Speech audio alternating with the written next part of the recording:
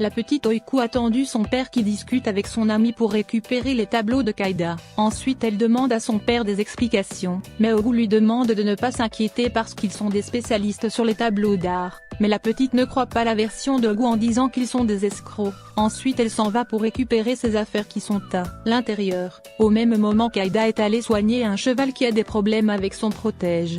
Après quelques minutes Demir est dans sa voiture avec son ami pour déposer la petite Oiku à l'école. Ensuite Ogu continue de dire à Oiku qu'ils sont pas des voleurs. Une fois arrivée à l'école la petite demande à son père de lui donner 1000 pesos, mais Demir trouve cela beaucoup pour un enfant.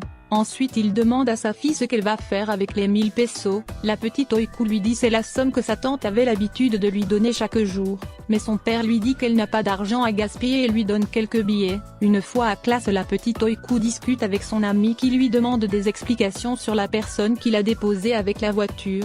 La petite Oiku lui dit c'est son père, mais son ami lui rappelle l'autre fois qu'elle avait dit qu'elle ne connaît pas son père. Ensuite son camarade de classe essayait de lui provoquer, elle demande à Oiku d'arrêter de mentir parce qu'elle n'a pas de père ni de mère. Pendant ce temps Demir est dans sa voiture avec son ami. Ensuite Demir dit à son ami qu'il va se débarrasser de la petite Oiku une fois sorti de ses problèmes, parce qu'il peut pas continuer de vivre avec la petite. Après quelques minutes de route les deux arrivent sur un collectionneur de tableaux d'art pour lui demander plus de détails sur les tableaux de Kaida. Ensuite le monsieur les demande de passer chez Kaida comme des spécialistes pour avoir accès sur les tableaux. Ensuite le spécialiste les demande de proposer un prix faible à Kaida pour avoir un énorme bénéfice sur les tableaux, mais Demir lui rappelle qu'ils n'ont pas d'argent pour acheter les tableaux. Le spécialiste les demande de ne pas s'inquiéter qu'il va les donner 100 000 livres pour acheter les tableaux de Kandan. Ensuite il va les donner leur part une fois vendus les tableaux, mais Demir lui demande d'être plus clair parce qu'il veut savoir la somme qu'ils vont toucher après.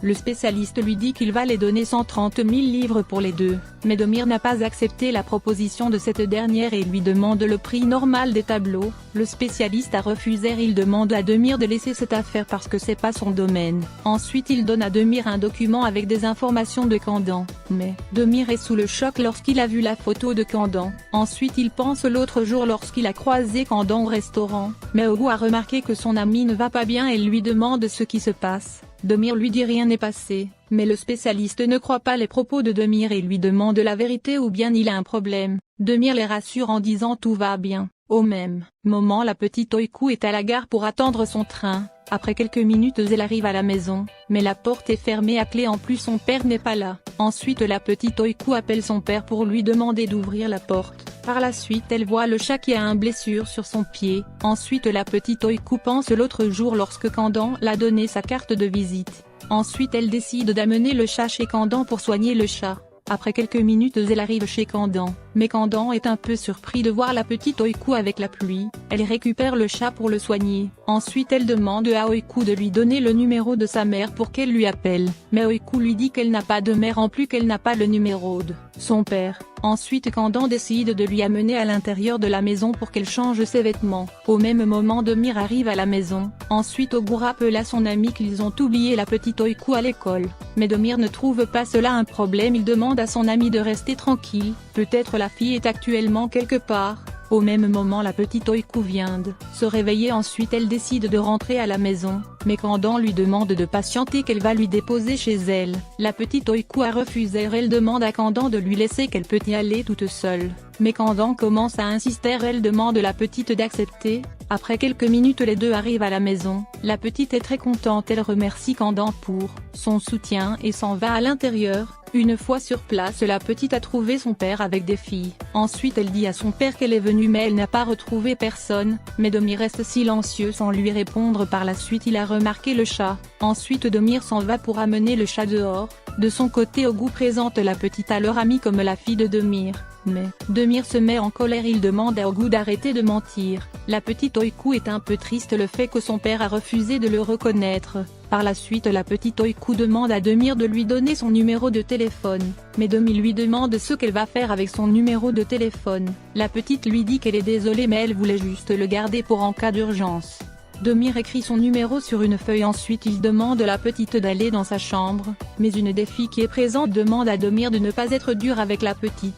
Mais Demir ne veut rien comprendre, il demande à la petite de quitter le salon. Ensuite la petite Oiku s'en va dans la chambre pour poser ses bagages. Par la suite elle retourne dans le salon pour jouer aux cartes. Mais Demir a refusé. Il commence à crier sur la petite Oiku pour qu'elle retourne dans sa chambre.